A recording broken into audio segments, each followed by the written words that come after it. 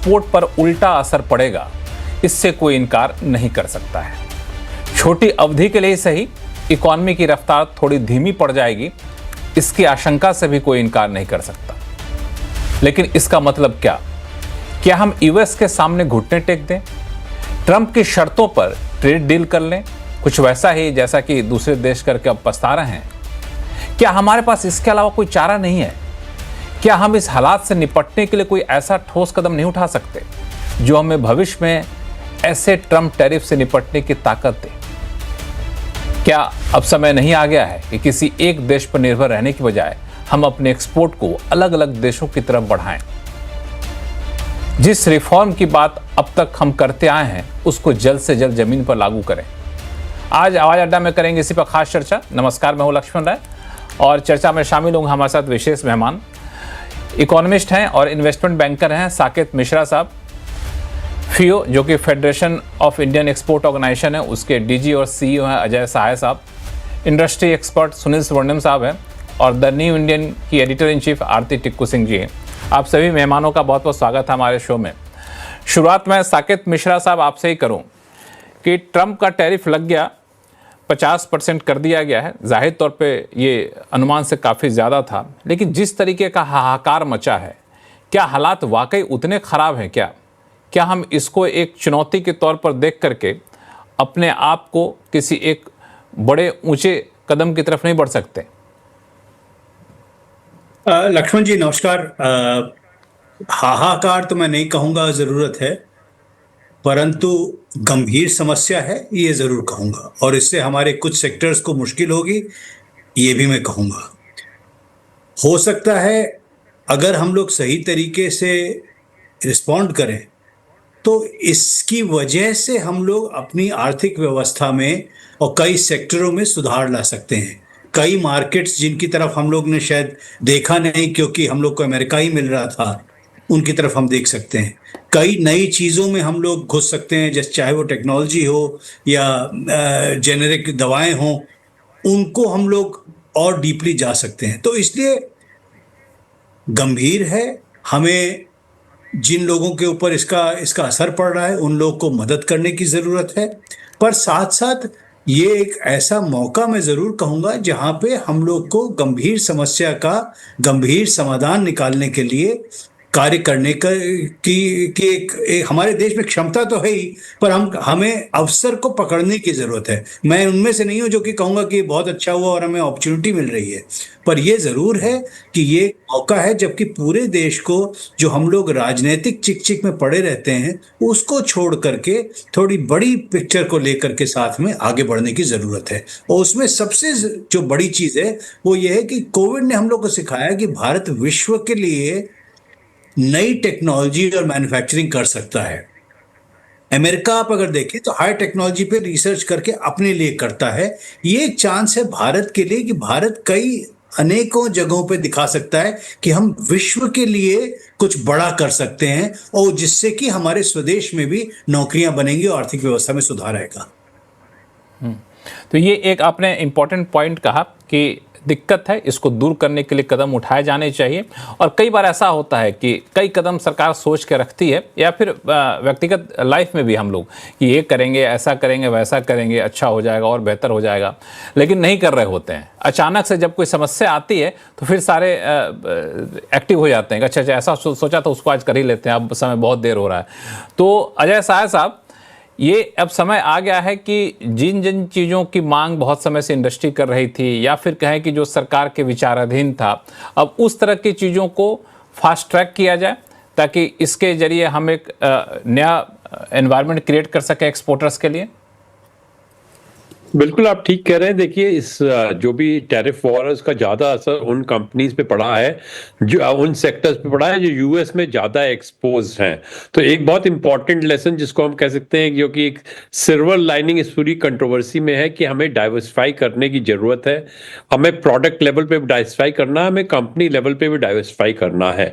और ज़्यादा हिट हमें उस सेक्टर में हो रहा है जहाँ पे हम बहुत ज़्यादा वैल्यू एडेड सेगमेंट में नहीं हैं, जहाँ पे हाई टेक्नोलॉजी की बात है शायद उतना हिट ना हो। तो दोनों लेसन इससे मिल रहे हैं हमें। एक तो हमें डाइवर्सिफाई करना होगा कंपनी लेवल पे, प्रोडक्ट लेवल पे, नई मार्केट में जाना होगा, नई मार्केट में गवर्नमेंट का जो सपोर्ट है मार्केट एक्सेस के लिए वो मिलना पड़ेगा। और दूसरी चीज हमें अपना फर्दर वैल्यू एडेड सेगमेंट में भी जाना पड़ेगा। तो जहां तक है ये मानते हैं कि बहुत ये एक गंभीर समस्या है, लेकिन सरकार ने पूरा आश्वासन दिया है कि वो पूरा एक्सपोर्ट सेक्टर को मदद करेगी और जो भी रोजगार का कोई भी अवसर है उसको सरकार ये चाहेगी कि वो रोजगार बने रहें। और हम लोग की जो मीटिंग हुई वो काफी अच्छी मीटिंग हुई है। लेकिन मेरे को लगता है इंडस्ट्री को वर्क करना चाहिए, इसमें गवर्नमेंट भी वर्क करेगी। जो डोमेस्टिक रिफॉर्म्स की जरूरत है वो रिफॉर्म्स भी हमें थोड़े देखने पड़ेंगे। अच्छा सरकार ने बात की है जीएसटी फ्रंट पे काफी रिफॉर्म्स होने जा रहे हैं। टेक्सटाइल सेक्टर का इन्वर्टेड ड्यूटी का बड़ा इशू सेटल होने वाला है। कुछ टफ डिसीजन शायद लेबर के ऊपर भी स्टेट गवर्नमेंट के साथ बात करके लेनी पड़ेगी जो कि एक्सपोर्ट्स के लिए अच्छी होगी। और शायद जो हमारा ईज ऑफ डूइंग बिजनेस का जो हमारा मेन कंसेप्ट है उसको भी हमें काफी अच्छा करना पड़ेगा। बिकॉज अगर हम इंडिया में एक अट्रैक्टिव एनवायरनमेंट बना रहे हैं तो ना खाली हमारे लिए ट्रेड के लिए बट ऑल्सो इन्वेस्टमेंट के लिए बहुत अपॉर्चुनिटीज आएंगी। तो एक अच्छा हमें मौका भी मैं कहूँगा इसको है। जो समस्या बहुत बड़ी है बट समस्या में जो मौका मिल रहा है उसको भी हमें ध्यान से देखना चाहिए। और इंडस्ट्री गवर्नमेंट सबको मिल के इस तरह का इकोसिस्टम बनाना पड़ेगा जिसमें कि हमारी डिपेंडेंस किसी भी एक सोर्स में, चाहे यह एक्सपोर्ट्स के लिए हो या इम्पोर्ट्स के लिए हो, वो दोनों नहीं होनी चाहिए। इसमें मैं बाकी दो मेहमानों के पास जाऊं, लेकिन एक सवाल और आपसे पूछूंगा जाए साया साहब कि दो चीज़ें हैं। एक, लॉन्ग टर्म में या फिर मीडियम टर्म में सरकार कदम उठाएगी जिसका असर 6 महीने, साल भर, 2 साल बाद पड़ेगा। चाहे मार्केट डाइवर्सिफिकेशन का रातों रात तो हो नहीं सकता है, चाहे आप फ्री ट्रेड एग्रीमेंट देशों के साथ करने जा रहे हैं उनके साथ रातों रात हो नहीं सकता है, टाइम लगेगा। लेकिन इमीडिएट जो असर पड़ रहा है उसको दूर करने के लिए या फिर उसको कम करने के लिए आपके हिसाब से क्या किया जाना चाहिए? इसमें दो एक पहलू है। एक पहलू है कि अगर हमें यूएस मार्केट रिटेन करना है, बिकॉज मार्केट रिटेन करना बहुत इंपॉर्टेंट है और मार्केट रिटेन करने के लिए शायद इंडस्ट्री खुद में सक्षम नहीं है, क्योंकि हमारा जो ड्यूटी डिफरेंशियल हो रहा है हमारे कॉम्पिटिंग कंट्री से 30 से 35% हो रहा है। तो उसमें गवर्नमेंट को जरूर हेल्प की ओर देखना चाहिए। लेकिन उससे बड़ी बात ये हो रही है कि अगर ये हम कॉम्पीट नहीं कर पा रहे हैं और शायद जितना मनी इन्वॉल्व है उसको हमें सपोर्ट करने के लिए बहुत ज़्यादा है, तो हमें ये देखना पड़ेगा कि इंडस्ट्री इस कारण जो है वो इंडस्ट्री रेड में ना जाए। इंडस्ट्री को सपोर्ट देना पड़ेगा, उनकी जो फाइनेंशियल लिक्विडिटी है वो बढ़ा के रखनी पड़ेगी, उनके ऊपर जो लोन है अगर उसको मॉरेटोरियम देना पड़ेगा, इंटरेस्ट रेट पे देखना पड़ेगा, जैसे वो इंडस्ट्री एनपीए ना हो। क्योंकि सबसे बड़ा चैलेंज जब ये भी आ रहा है कि अगर कैश फ्लो कम हो रहा है तो इंडस्ट्री एनपीए की ओर जाए। उससे बड़ा सवाल हो रहा है कि अगर ऑर्डर्स कम हो रहे हैं और कैश फ्लो कम हो रहा है, वर्कर्स के ऊपर क्या प्रभाव पड़ सकता है।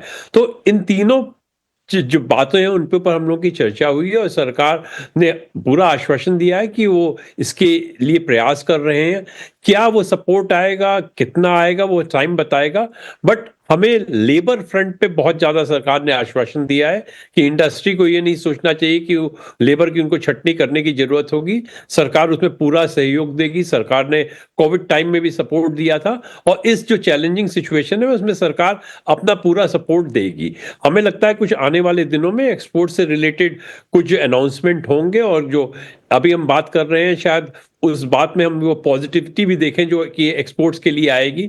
ना खाली यूएस के एक्सपोर्ट के लिए, कुछ ऐसे भी अनाउंसमेंट होंगे जो ओवरऑल एक्सपोर्ट्स को कॉम्पिटिटिव करने के लिए जल्दी अनाउंस किए जाएंगे। मेरा मानना है कि यही एक होता है कि कुछ बहाने मिल जाते हैं चीज़ों को लॉन्ग पेंडिंग रिफॉर्म को किए जाने का। तो एक बहाना मिल गया है, यूएस सेंट्रिक तो करें ही करें, बाकी भी हम लोग रिफॉर्म कर सकते हैं। लेकिन दो बातें आपने काफ़ी इंपॉर्टेंट कही। एक कि हमें ऐसा तो नहीं कि 50% टैरिफ हमेशा यूएस की तरफ से लगा ही रह जाएगा, हमें फिर से उस मार्केट में जाना होगा तो अपने कस्टमर को कैसे बना के रख सकते हैं, ये एक बड़ा चैलेंज होगा।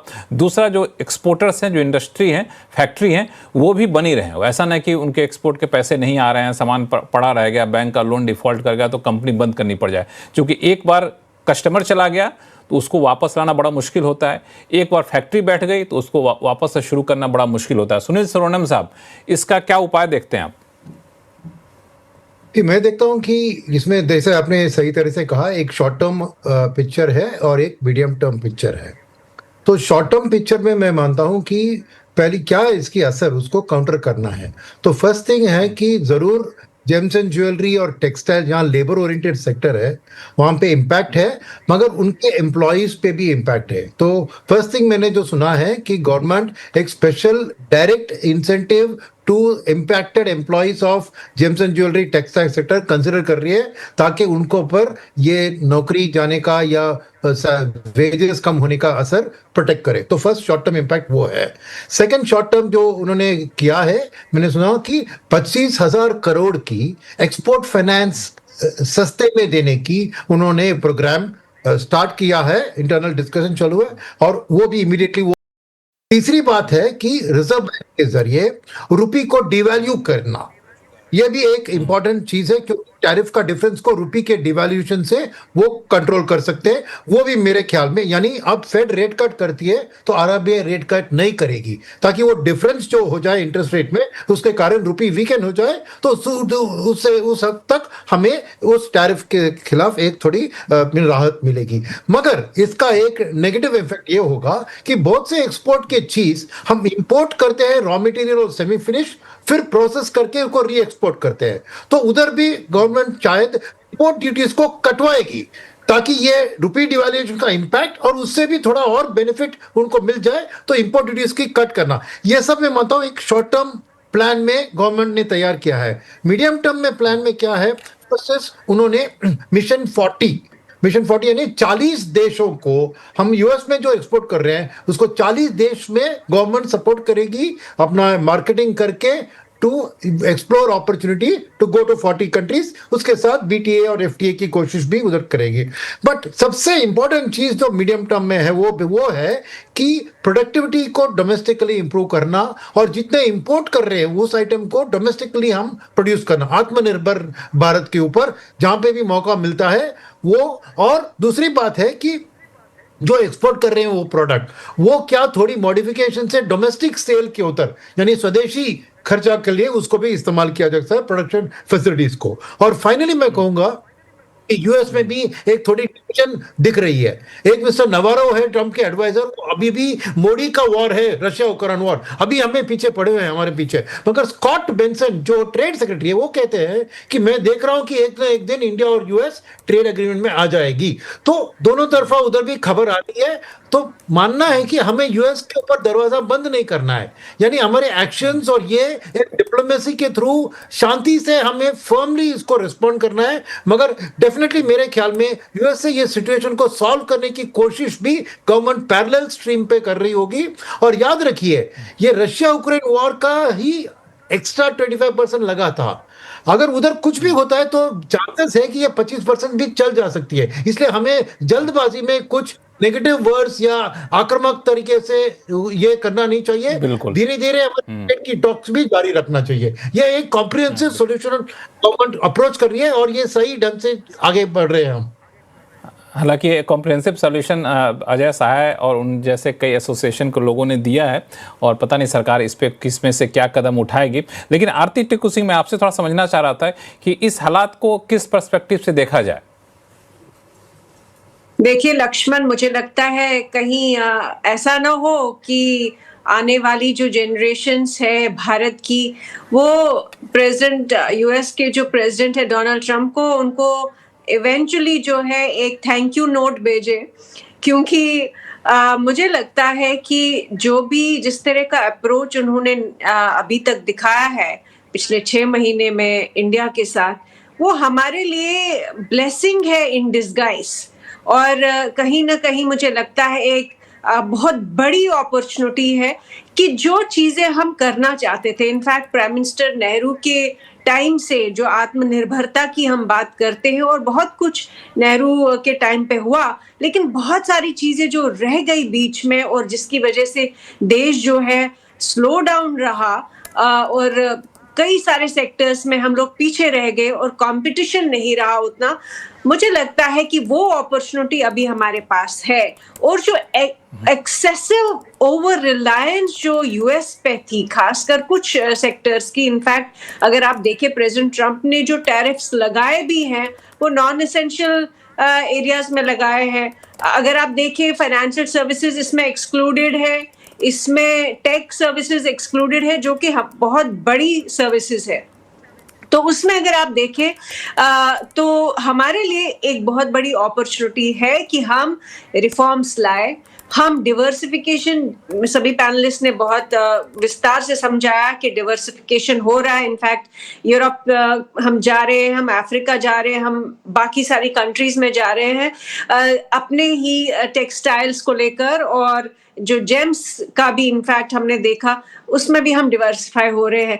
लेकिन साथ ही साथ मैं ये भी कहूंगी कि एक जो पिछले 6 महीने में जो जिस तरह से डिस्कोर्स चल रहा था या अभी भी चल रहा है, मुझे लगता है उसमें मुझे नहीं लग रहा है हमें घबराने की जरूरत है। मुझे लग रहा है हमें डिटर्मिनेशन की जरूरत है। मुझे नहीं लग रहा है हमें टिट फॉर टैट, जो यूएस के जो कुछ ऑफिशियल्स जिस तरह से भाषा का प्रयोग करें, हमारे ऑफिशियल्स भी वो उस भाषा का प्रयोग करें। इनफैक्ट हमारे पास जिस तरह से काम हो रहा है, मुझे उससे काफी ऑप्टिमिज्म दिख रहा है कि हम जिस तरह प्राइम मिनिस्टर वाजपेयी ने सैंक्शन जब लगे थे न्यूक्लियर टेस्ट के बाद, उस टाइम पे दिखाया, डिफायंस दिखाई, और उस टाइम पे दिखाया कि इंडिया अपना एक विजन लेके, अपना एक डिटर्मिनेशन लेके बहुत कुछ कर सकता है। बहुत सारे जो रिफॉर्म्स जो नहीं हुए थे वो वाजपेयी के टाइम पे हुए।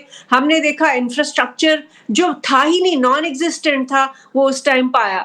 इस वक्त भी हमारे पास बहुत सारी ऐसी अपॉर्चुनिटी है कि अगर हम ग्लोबल साउथ में डी-डॉलराइजेशन करके हम अपनी करेंसी में ट्रेड कर रहे हैं, वो दिखा रहा है कि हम आत्मनिर्भरता की तरफ बढ़ रहे हैं।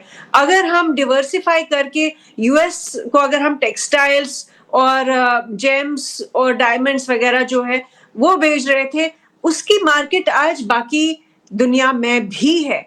तो मुझे लगता है ओवरऑल मुझे नहीं लगता है कि हमें पेसिमिज्म या हमें गुस्से में आके कुछ करना चाहिए। मुझे लगता है बहुत ही संयम के साथ, बहुत ही कैलकुलेटेड वे में हमें आत्मनिर्भरता की तरफ बढ़ना चाहिए। और इस वक्त, इस टाइम जो डोनाल्ड ट्रंप ने, उनके टैरिफ्स ने हमें अपॉर्चुनिटी दी है, ये एक वंस इन अ हिस्टोरिक, मैं कहूंगी कि हिस्टोरिकल मोमेंट है कि हमारे पास ये अपॉर्चुनिटी है कि हम इसको अपने फायदे के लिए, अपने देश के लोगों के फायदे के लिए इसको इस्तेमाल करें। लेकिन कम से कम इतना माना जाए कि हम लोग इसको अपने फ़ायदे के लिए इस्तेमाल करें, हम लोग अपनी अपॉर्चुनिटी के तौर पर इसको देखें। लेकिन जब भी बात डील की आए तो हम लोग अपने रेड लाइन से कोई कंप्रोमाइज़ ना करें। साकेत मिश्रा साहब।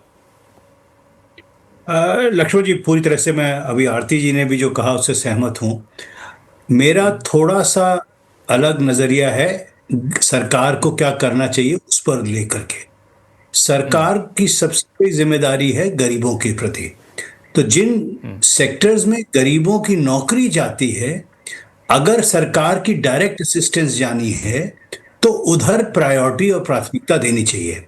दूसरी तरफ ये जो हम लोग का पहला रिएक्शन कभी कभी होता है कि इंडस्ट्री को मदद कर दी जाए। मदद जरूर करनी चाहिए, पर केवल डोल दे करके आर्टिफिशियली अफ्लोट रखने के लिए नहीं। अगर हम किसी को पैसा देते हैं, जैसे टेक्सटाइल सेक्टर है, अगर हम किसी को पैसा देते हैं, किस तरह से वो इस्तेमाल करेंगे इस पैसे को, क्या वो नई डिजाइनिंग लाएंगे, क्या मैन्युफैक्चरिंग में प्रोडक्टिविटी इंप्रूव कर सकते हैं। सिमिलरली टेक्नोलॉजी सेक्टर में आखिर क्यों नहीं टीसीएस और इन्फोसिस ने पिछले 40 साल में एक नया प्रोडक्ट बनाया। तो अगर हम लोग असिस्टेंस करेंगे टेक्नोलॉजी आईटी सेक्टर को, तो ये दिखाया जाए कि उसको पैसे को इस्तेमाल करके हम एक नया स्ट्रॉन्गर, फंडामेंटली स्ट्रॉन्गर प्रोडक्ट बनाए। क्योंकि जो उससे ही नेक्स्ट इफेक्ट आएगा कि जो हम लोग 40 देशों की बात कर रहे हैं, सरकार जाके हमारी चीज़ों को नहीं बेच सकती किसी देश में। बेचने के लिए हमको स्केल की ज़रूरत है, हमको ब्रांडिंग की ज़रूरत है, हमको मैन्युफैक्चरिंग एक्सीलेंस की ज़रूरत है। Same thing in services. और वो करने के लिए सरकार की असिस्टेंस होनी चाहिए, नॉट जस्ट टू सर्वाइव। तो ये करने के लिए सरकार का असिस्टेंस होनी चाहिए। अजय सहाय साहब, इसमें एक मुद्दा उठता रहा है कि एक्सपोर्ट एक ऐसा सेक्टर है जिसपे सरकार समय समय पे अलग अलग मौके पे कई सारे सपोर्ट स्कीम चलाती रही है, अभी भी चलती रहती है कई सारे स्कीम। तो इस स्कीम का इस्तेमाल करके लॉन्ग टर्म अपने प्रोडक्ट डाइवर्सिफिकेशन के लिए, मार्केट डाइवर्सिफिकेशन के लिए आपको लगता है उतना इस्तेमाल हो पाया क्या? क्योंकि हमने ये देखा, अगर डेटा आप देखें तो यूएस को लेकर के एक्सपोर्ट हमारा वहाँ बढ़ता ही रहा है। मतलब नए बाजार तलाशने में हम लोग थोड़ी सी कंजूसी कर बैठे हैं कि नहीं, ऐसा नहीं है? देखिए ऐसा कुछ नहीं है। अगर आप तो ज्यादातर कंट्री का देखिएगा, यूएस इतना बड़ा कंज्यूमर है कि जो भी मेन एक्सपोर्टिंग कंट्रीज है उनका यूएस में काफी एक्सपोजर है। इंडस्ट्री को ऑफ कोर्स अब इस तरह उसके पास कोई चॉइस नहीं है, उसको डाइवर्सिफाई करना है। दैट्स व्हाई मैं ये कह रहा हूँ कि एक तरह से ये पॉजिटिव फॉल आउट है टैरिफ वॉर का। लेकिन कुछ चैलेंजेस भी हैं। हम डाइवर्सिफाई करते हैं, उस कंट्री में जाएं, उसके पास परचेजिंग कैपेसिटी भी होनी चाहिए। पहले भी बहुत सी स्कीम्स आई थी, जैसे फोकस अफ्रीका है, फोकस लैटिन अमेरिका है, बट उनमें चैलेंजेस आए बिकॉज जो भी कंट्री में आप जा रहे हैं उसमें डिमांड होनी चाहिए। बहुत से प्रोडक्ट जो कंट्रीज एक्सपोर्ट करती है उसकी डिमांड नहीं होगी। अब जो हम अच्छे वैल्यू एडेड प्रोडक्ट गारमेंट हम ईयू को एक्सपोर्ट कर रहे हैं, वो गारमेंट की डिमांड अफ्रीका में नहीं होगी। उसके कुछ चैलेंजेस भी हैं, बट अब मेरे को लगता है जिस तरह की प्रायोरिटी हो गई, उस प्रायोरिटी के बाद शायद उस चैलेंजेस को फेस करने के लिए इंडस्ट्री बेटर इक्विप्ड होगी। बहुत एक्सपोर्ट्स को सपोर्ट बहुत ज़्यादा है, ये भी एक तरह से भ्रांति है, बिकॉज एक्सपोर्ट्स को आज की डेट में एक जो ड्यूटी न्यूट्रलाइजेशन स्कीम है उसके सिवा कोई भी सपोर्ट नहीं है। चाहे वो जीएसटी रिफंड हो या ड्रॉबैक हो या रॉटेप हो, आरओसीटीएल है, ये एक तरह से रिफंड ऑफ ड्यूटी का है, बिकॉज हम भी डब्ल्यूटीओ डिसिप्लिन से मानते हैं और उनमें इन्हीं चीज को रिफंड आप कर सकते हैं। लेकिन आई थिंक एक्सपोर्ट्स को जैसे जनरल इंफ्रास्ट्रक्चर इंप्रूव करके, लॉजिस्टिक्स कॉस्ट बढ़ा के, वो हमें करना चाहिए। और शायद इंडस्ट्री को भी आर&डी और इनोवेशन पे ज्यादा जोर देनी चाहिए, बिकॉज अगर आपको लॉन्ग टर्म मार्केट में रहना है तो आर&डी इनोवेशन बहुत इंपॉर्टेंट है। साथ में ये भी जरूरत है कि ग्लोबली अब आर&डी को इंसेंटिवाइज किया गया है। आप ओईसीडी कंट्रीज देखिए, हर जगह 200 से 300% टैक्स डिडक्शन है, बिकॉज आर&डी में बहुत जेस्टेशन पीरियड, अनसर्टेनिटी है। तो थोड़ा सा गवर्नमेंट की तरफ भी कुछ इनिशिएटिव अगर इस तरह का आएगा तो इंडस्ट्री काफी इंकरेज होके आर&डी इन्वेस्टमेंट करेगी, बिकॉज अभी भी हमारा आर&डी जो इन्वेस्टमेंट है that is one of the lowest among our country. तो शायद ये जो चैलेंजेस आए हैं उससे हमारे नए सोल्यूशन, नए रास्ते जरूर निकल के आएंगे। और इंडस्ट्री को अब एक तरह से अच्छी तरह मैसेज मिल गया है कि अपने आप हर जगह डाइवर्सिफाई कीजिए, कुछ मार्केट में मत कंसंट्रेट कीजिए, और प्रोडक्ट लेवल पे भी, जैसे आज की डेट में बहुत बड़ा चैलेंज आता है, आपका कारपेट रफली 60% यूएस को जा रहा है, होम टेक्सटाइल 60% यूएस को जा रहा है, मेरीन प्रोडक्ट रफली 40% यूएस को जा रहा है। तो इस मार्केट में एक है, ये तो गनीमत है, ये टैरिफ वॉर है। कल मार्केट में स्लम्प आता है, रिसेशन में मार्केट चला जाता है, तब भी इस तरह के चैलेंज कभी भी आ सकते हैं। तो इस चीज को देखते हुए हम लोग के लिए एक लेसन है कि डाइवर्सिफाई करिए, जितने मार्केट कवर कर सकते हैं आप उतना ज्यादा आप डिरिस्क हो सकते हैं। अजय सहाय साहब, अगर थोड़ा आपसे समझना चाहूँ कि आपके पास पोटेंशियल मार्केट कौन कौन सा दिखता है ज्यादा, जो इस हालात में सबसे पहले और आसानी से टैप किया जा सकता है? सबसे पहले मैं उन मार्केट को देखूंगा जिस पे हमने फ्री ट्रेड एग्रीमेंट किया है या करने जा रहे हैं, जैसे ऑस्ट्रेलिया, और आप बात कीजिए अगर यूएई की, अभी भी हमारा उसमें एफटीए यूटिलाइजेशन बहुत ज्यादा नहीं हुआ है। एग्जिस्टिंग एफटीए जो जापान, साउथ कोरिया में, उनमें भी यूटिलाइजेशन नहीं हुआ है। यूके के साथ अपॉर्चुनिटी हो जाएगी, बिकॉज एग्रीमेंट फाइनल हो गया है, दोनों पार्लियामेंट को, उनके दोनों हाउसेस को रेटिफाई करना है। ईयू के साथ अर्ली हार्वेस्ट की बात कर रहे हैं और कंट्री, सो ये प्रायोरिटी कंट्री हो जाते हैं, बिकॉज इस कंट्री में एक तरफ से जब एफटीए की बात होती है तो इंपोर्टर भी इंक्लाइंड होता है आपकी तरफ आने के लिए। इसको मालूम होता है कि या तो हो गया है या होने वाला है इस तरह का एग्रीमेंट, और आपको उस एक्सटेंट तक टैरिफ एडवांटेज से या तो आप ऐसे कंट्री के साथ लेवल प्लेइंग फील्ड देते हैं जिसके पास फ्री ट्रेड एग्रीमेंट उस इंपोर्टिंग कंट्री के साथ है, या आपको एक एज मिलता है अगर बाकी आपके कॉम्पिटिटर के पास फ्री ट्रेड एग्रीमेंट नहीं है। तो मैं फर्स्ट स्लॉट में इन कंट्री पे फोकस करूंगा, बट ये कोई जनरल फॉर्मूला नहीं है, हर कंट्री का प्रोडक्ट मार्केट होता है। तो पहली प्रायोरिटी आपको देखनी होगी आपकी टॉप मार्केट्स आपके कौन से हैं, उनमें फोकस कीजिए, उनमें प्रायोरिटी दीजिए। अगर कोई फ्री ट्रेड कंट्री अगर उसमें आ रहा है, क्योंकि वहां पे आपको नेचुरल एडवांटेज है जो आपके कॉम्पिटिटर्स को नहीं है। ये कई सारे एडवांटेज आप कॉम्पिटिटर को नहीं, ऐसे कंट्री को हम लोग फोकस कर सकते हैं। आरती, मैं आपसे एक चीज़ समझूं कि ठीक है, इससे इसके असर को कम करने के लिए हम लोग अलग अलग तरह के इंसेंटिव की बात कर रहे हैं, लेकिन सरकार बार बार कह रही है कि नेगोशिएशन बंद नहीं हुआ है, या फिर कहें कि कम्युनिकेशन चैनल बंद नहीं हुआ है। तो आपके हिसाब से चैनल अगर ओपन है तो भारत को किस लेवल से नेगोशिएशन शुरू करना चाहिए? कि पहले तो 25% हटा दो जो आपने लगा रखा है, बाकी जो 25% बचेगा उस पर हम बातचीत करेंगे। देखिए, मुझे लगता है जैसा कि मैंने कहा कि एक्चुअली अगर हम देखें और कि टैरिफ्स लगा किस पे है, तो बहुत बड़े सेक्टर्स जहां पे इंडिया को बहुत बड़ा नुकसान हो सकता था वो ऑलरेडी एग्जेम्प्टेड है। लेकिन जो टेक्सटाइल्स में और जो जेम्स वाली इंडस्ट्री है, इसमें जो टैरिफ्स लगे हैं और 25% जो रशियन ऑयल खरीदने की वजह से लगी है, मुझे लगता है कि वो जो पहले के 25% है वो उतने ज्यादा हम लोगों के लिए कोई कष्ट देने वाले उतने ज्यादा टैरिफ नहीं थे। इनफैक्ट जब ये डिस्कशन हो भी रहा था, डिबेट हो भी रहा था, उस वक्त भी अगर आप देखें जितने भी फाइनेंशियल एनालिस्ट थे, इकोनॉमिक एनालिस्ट थे, वो कह रहे थे कि 25% टैरिफ जो है कुछ इंडस्ट्रीज पे, कुछ सेक्टर्स में, ये इंडियन इकोनॉमी एब्जॉर्ब कर सकती है, बहुत ज्यादा इसमें हमें नुकसान नहीं होगा। ये जो रशिया से ऑयल खरीदने वाला जो मामला है, मुझे लगता है कि ये एक बहुत बड़ा अड़चन है, और ये डायरेक्टली प्राइम मिनिस्टर, मैं पहले भी कह चुकी हूँ, डायरेक्टली प्राइम मिनिस्टर मोदी को प्रेसिडेंट ट्रंप के साथ बात करनी चाहिए, या उस तरफ से फोन आए, इस तरफ से फोन आए, मायने नहीं रखता, क्योंकि डिप्लोमेसी में और इंटरनेशनल रिलेशंस में ये चीजें छोटी है। बड़ी चीज ये है कि हमारे अपने इंटरेस्ट जो है वो सिक्योर हो। तो मुझे लगता है कि हाँ, रशिया को लेके, क्योंकि रशिया को लेकर अगर आप देखें, यूएस का खुद का रुख, प्रेसिडेंट ट्रंप का खुद का रुख, वो जब प्रेसिडेंट पुतिन को बुलाते हैं वॉशिंगटन डीसी, इतने सादर उनको इतना रिस्पेक्ट देते हैं, और वो खुद चाहते हैं कि रशिया के साथ उनका रिलेशनशिप नॉर्मलाइज हो, जो पिछला कोल्ड वॉर का जो बैगेज यूएस और रशिया में है वो खत्म हो। इनफैक्ट हमने ये भी देखा कि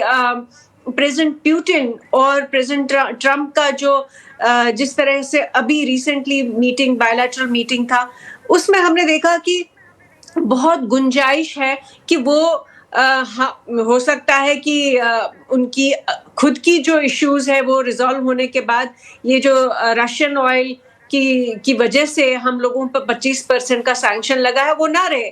लेकिन मुझे लगता है कि इसमें हम जो है हमारे साथ, इनफैक्ट आपने सही कहा कि जो फरवरी में जो एग्रीमेंट हुआ था, या हम लोगों ने अनाउंसमेंट किया था जब प्राइम मिनिस्टर मोदी आए थे वॉशिंगटन डीसी प्रेसिडेंट ट्रंप से मिलने के लिए, उस टाइम पे ये एग्री हुआ था कि हम बहुत बड़ी इन्वेस्टमेंट करेंगे यूएस में 2030 तक। इनफैक्ट एक फिगर भी दिया गया था, लेकिन उसमें अड़चने आई और वो ट्रेड डील अभी तक नहीं हुआ है।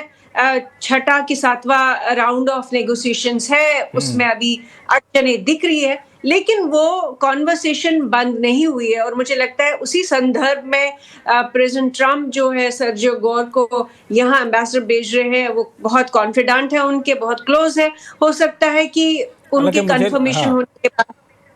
कंफर्मेशन होने के बाद वो सारी जो अड़चने हैं वो दूर हो। मुझे पूरा विश्वास है कि यूएस इंडिया रिलेशनशिप वापस ट्रैक पे आएगा।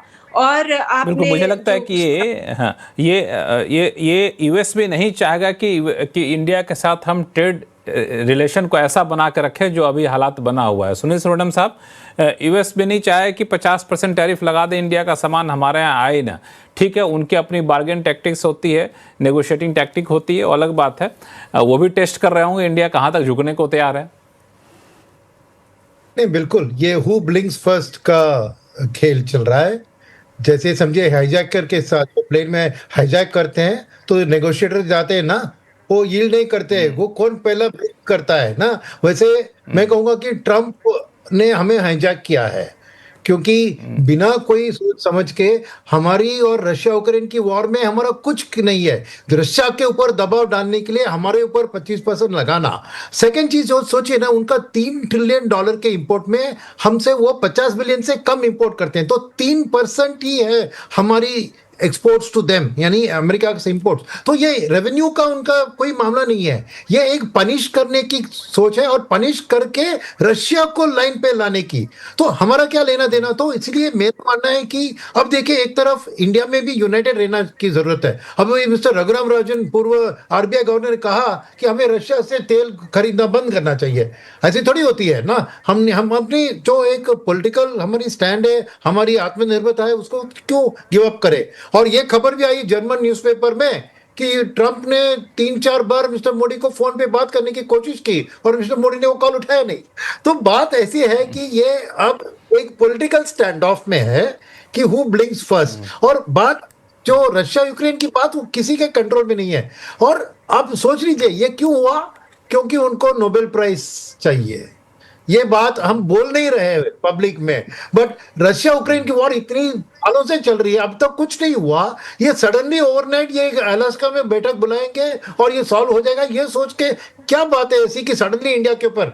और ये भी याद रखिए, हालांकि सुनील जी, लाइटर मोड में कहा जाए तो रशिया यूक्रेन वॉर रुके ना रुके, ट्रंप साहब को नोबेल पुरस्कार दे ही दिए ताकि सारा मामला वैसे से लटके रह जाए यहाँ पे। खैर, साकेत मिश्रा साहब, चूंकि मैं सोच रहा हूँ कि लाइटर वेन में मैं सोच रहा हूँ कि मेरी बीवी से झगड़ा कर लूं और मिस्टर ट्रंप को फोन लगाऊं, इसको सॉल्व कीजिए, तो मैं नोबेल प्राइज पे रिकमेंड करता हूं। लक्ष्मण, उसमें कोई बुरी बात भी नहीं होगी। प्रेसिडेंट ट्रंप को नोबेल पीस प्राइज मिले, हमें कोई आपत्ति नहीं है। उन्होंने कई सारे वॉर रुकवाए हैं और वो मागा का जो एजेंडा है कि उनको जो अननेसेसरी वॉर्स और अनएंडिंग वॉर्स है वो खत्म करवाने, मुझे नहीं लगता है कि उसमें कोई परेशानी होनी चाहिए।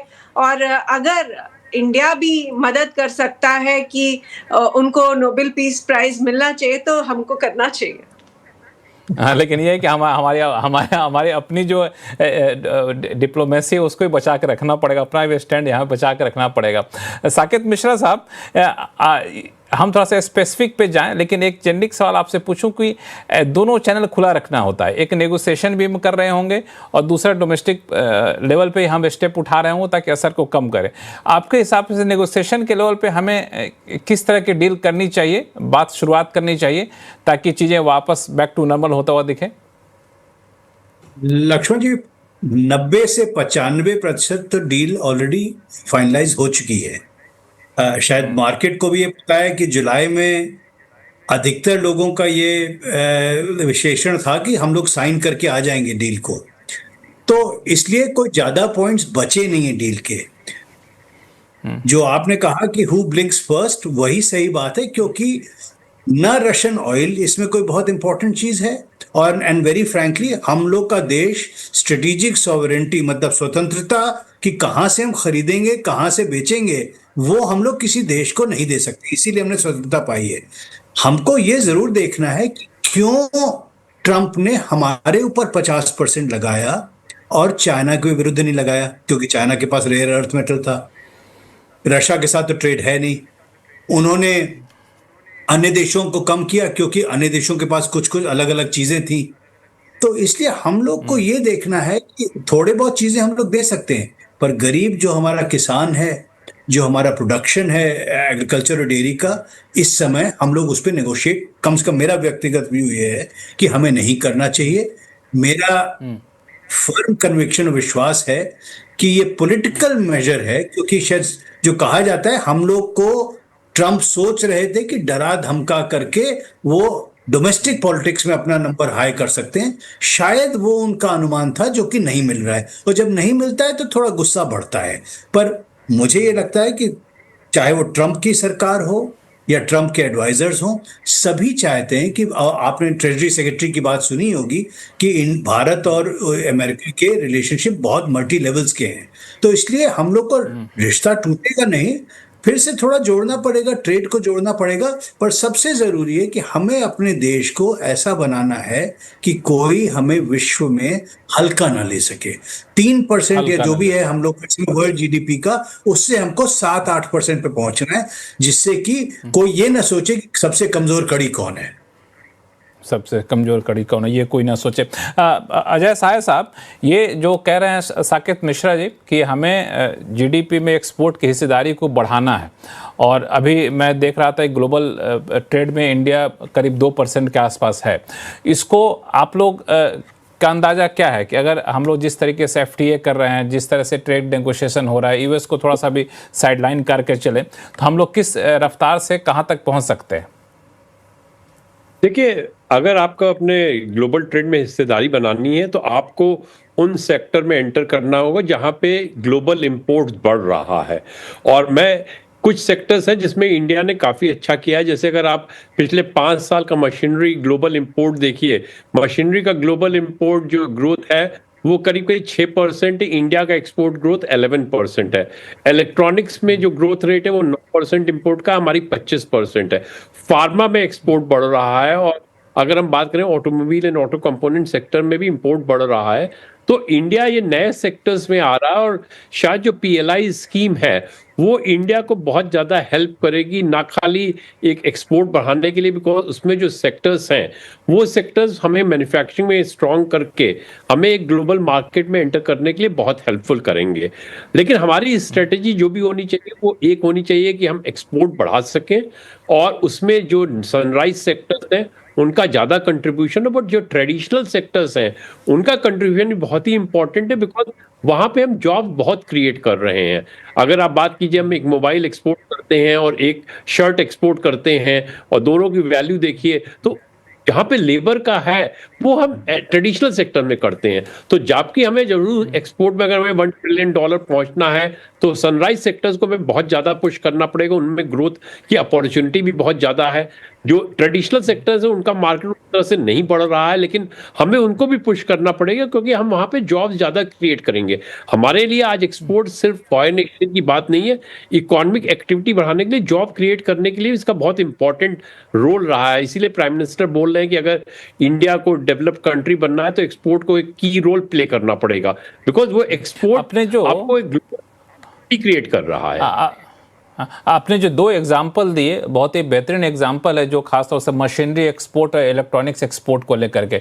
एक समय में भारत की हिस्सेदारी जो है सो आधे % से भी कम होता था, वो अचानक से काफ़ी ज़्यादा बढ़ गया है। तो यहाँ पे ऐसा क्या हो गया जो हम दूसरे सेक्टर में कर सकते हैं? एक तो पीएलआई की आपने जिक्र की, लेकिन पीएलआई है कि कुछ एक सेक्टर में चला, बाकी सेक्टर में चल नहीं पाया। नहीं, देखिए, पीएलआई में सक्सेस रिजल्ट आपके मोबाइल सेगमेंट में आ गया है। इलेक्ट्रॉनिक्स एपीआई में भी 2 साल में आपको देखेंगे तो सक्सेसफुल रिजल्ट मिलेगा।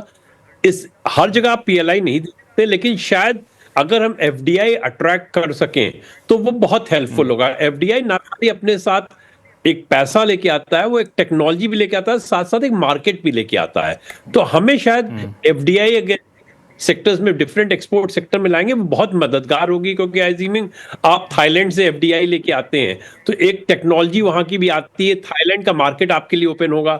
आप देखिए, अगर आप बात कीजिए जो थाईलैंड की ऑटोमोबाइल कंपनीज हैं उनमें बहुत कंपनी ने ये एडवांटेज लिया है कि उन्होंने अपनी मशीनरी एफटीए के अंदर में कंपोनेंट वो एफटीए में लाते हैं, यहाँ से इंडिया से जो एक्सपोर्ट करते हैं तो एफटीए बेनिफिट करके वहां कार भी उनकी 0 ड्यूटी पे जा रही है। तो इस तरह की जो विन विन पार्टनरशिप है वो बहुत ज्यादा हेल्पफुल करेगी, और शायद हमें ग्लोबल वैल्यू चेन में भी इंटीग्रेट करना पड़ेगा कुछ सेक्टर में हम।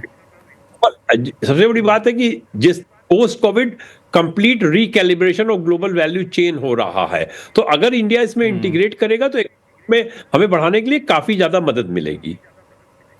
ये आपने कहा सही कि ग्लोबल वैल्यू सप्लाई चेन में अपनी हिस्सेदारी बढ़ानी होगी। एफडीआई एक बड़ा पोटेंशियल है, खासतौर से चाइना का साथ जब विवाद हुआ उसके बाद से अचानक से एफडीआई काफ़ी ज़्यादा कम हो गया है। चाइना से भी कम हुआ और कुछ देशों से भी कम हुआ, उसको भी हमें रिवाइव करना पड़ेगा। और कहाँ का पोटेंशियल है जहाँ कुछ हम कर सकते हैं, इस पर चर्चा करेंगे आप लोगों के साथ। छोटे से ब्रेक के बाद लौटते हैं, कहीं जल्द जाइएगा नहीं।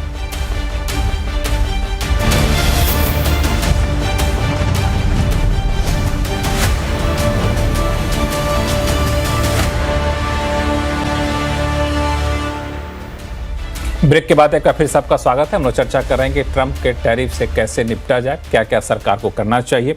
ब्रेक पे जाने से पहले FIO के CEO और DG अजय साहा साहब ने FDI की बात की। कहा कि FDI आने से सिर्फ इन्वेस्टमेंट नहीं आता है बल्कि एक टेक्नोलॉजी ट्रांसफ़र होता है जो इंडस्ट्री को लॉन्ग टर्म में काफ़ी फायदा पहुंचाता है। आरती टिक्को सिंह, FDI को लेकर के एक बड़ी डिमांड आ रही है अलग अलग लोगों की तरफ से, सेक्टर की तरफ से भी, कि चाइना के साथ FDI पर जिस तरीके की पाबंदी लगी हुई थी, अब प्रधानमंत्री चाइना जा रहे हैं, SCO समिट के साइडलाइन में बायलैटरल होनी है, तो आपको लगता है कि एक बड़ा दरवाजा खोल देना चाहिए, समय की मांग है? लक्ष्मण जी, देखिए कितनी बड़ी मैं कहूंगी आयरनी नहीं, actually it's a pleasant irony कि प्रेसिडेंट डोनाल्ड ट्रंप ने इनफैक्ट इंडिया और चाइना की मित्रता करवाने में उनका सबसे बड़ा योगदान है। देखिए 2020 में स्टैंड ऑफ रहा इंडिया और चाइना के बीच में LAC पे। इनफैक्ट वो स्टैंड ऑफ रिजॉल्व नहीं हो रहा था, वो चल रहा था, उनकी वो टॉक्स हो रही थी, लेकिन वो रिजॉल्व कहीं नहीं हुआ। लेकिन पहली बार चूंकि ट्रंप ने हमको इतना पुश किया कि प्राइम मिनिस्टर मोदी जी इतने सालों के बाद चाइना जा रहे हैं, शी जिनपिंग से मिल रहे हैं, और ये मुझे लगता है कि अपने आप में एक बहुत बड़ा, मैं कहूँगी, श्रेय प्रेसिडेंट ट्रंप को ही लेना चाहिए, मिलना ही चाहिए। क्योंकि बेशक हम लोगों का ट्रेड चाइना के साथ रुका नहीं, स्टैंड ऑफ था, लेकिन ट्रेड नहीं रुका, ट्रेड बढ़ा ही। लेकिन जो एक वो हॉस्टिलिटी थी कि एक दूसरे के यहाँ जाना नहीं, मिलना नहीं, फ्लाइट्स नहीं, या टूरिज्म जो अभी रिज्यूम हुआ है, बहुत सारी जो चीज़ें चाइना और इंडिया के बीच में रुक गई थी वो वापस से रिस्टोर हुई है। तो मुझे लगता है कि एक तो उनको ये श्रेय ज़रूर जाना चाहिए, इसमें कोई बड़ी बात नहीं होगी कि हम लोग इससे हिचकिचाए और हम ये एक्सेप्ट ना करें। दूसरी बात मैं ये कहूँगी कि इंडिया चाइना का मित्रता या इंडिया चाइना का अच्छा रिलेशनशिप पूरे रीजन के लिए अच्छा है। हम ये हमेशा मानते आ रहे हैं, इंडिया का हमेशा स्टैंड रहा है कि पूरे एशिया में दोनों पावर्स की जगह है और वो दोनों पावर्स जो है कोएग्जिस्ट कर सकते हैं। तो अभी जो अपॉर्चुनिटी खुली है कि हम बहुत जो इश्यूज है लैंड के या टेरिटोरियल इश्यूज जो है उनको साइड पे रख के हम ट्रेड को या टेक्नोलॉजी या FDI की जो बात कर रहे हैं, इनफैक्ट हमारा जो पिछला बजट था, प्राइम मिनिस्टर मोदी जी का ही बजट था, उसमें इस बात का पूरी तरह से संकेत भी था कि हम वो निवेश चाहेंगे चाइना का। तो मुझे लगता है कि इसमें किसी को आपत्ति नहीं होनी चाहिए कि इंडिया चाइना के साथ, हाँ, बिल्कुल। और मुझे लगता है कि अभी एक अपॉर्चुनिटी है, उसको देखना चाहिए। चाइना के साथ सिर्फ एक ही कंसर्न होता है साकेत मिश्रा सर, कि चाइना के साथ हमारा ट्रेड डेफिसिट इतना ज़्यादा है ना कि बहुत हम लोग थोड़े से सतर्क रहते हैं पहले से ही। लक्ष्मण जी, ट्रेड डेफिसिट से ज्यादा मुझे ट्रस्ट डेफिसिट पे थोड़ा सा टेंशन है, क्योंकि कटु सत्य ये है कि चाहे हम लोग जितनी दोस्ती करना चाहें, चाइना नंबर 1 होना चाहता है।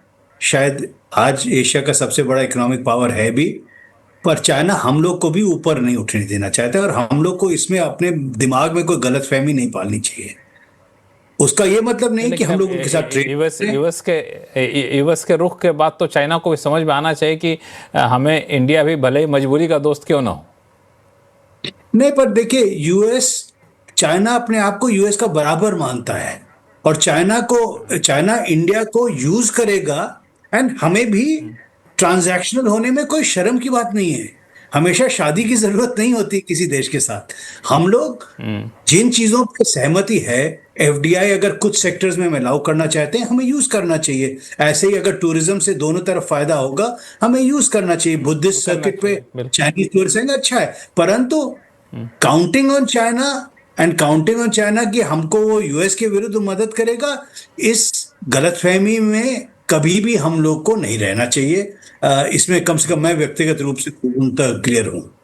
हालांकि मुझे लगता है कि ये पूरे जो डिप्लोमेसी होती है, जो अंतर्राष्ट्रीय रिलेशन होते हैं, उसमें कभी भी किसी पे ये मत मान के चलिए एक बार संबंध बन गए तो हमारा हमेशा के लिए दोस्त हो गया। वो एक रहता है कि हम ट्रांजेक्शनली ज्यादा होता है। आरती, कुछ जोड़ना चाहते हैं? हाँ, मैं सिर्फ इतना कहना चाहती हूँ कि देखिए आज की डेट में ट्रस्ट डेफिसिट तो फिर अमेरिका के साथ भी है और चाइना के साथ भी है, लेकिन बात वही है कि हमारा नेशनल इंटरेस्ट, कि हमारा इंटरनेशनल ट्रेड और हमारी जो लगातार हम बात कर रहे हैं कि आम जनता, जो गरीब जनता है, जो लेबर इंटेंसिव सेक्टर्स में है, उनके लिए क्या सबसे ज्यादा फायदा जिससे मिलेगा, मुझे लगता है कि उसी को फोकस में रखना। बाकी सारी जो रिटोरिकल बातें हैं वो अलग रहती हैं। सुनील सुवर्णम साहब, जब ये बातचीत चल रही थी तो एक प्रधानमंत्री ने एक बात पर काफ़ी ज़्यादा जोर दिया, वो था कि स्वदेशी स्टोर, स्वदेशी चीज़ों पर जोर दिया। और हमने देखा है कि जब भी चाह लेते हैं तो कोई मुश्किल नहीं होता। एक समय था, 10 साल पहले की बात है, कि जब इंडियन मार्केट में मुश्किल से 25-26% फ़ोन होता था जो मेड इन इंडिया होता था। अब 90% तो है ही, बाकी हम एक्सपोर्ट अलग कर रहे हैं।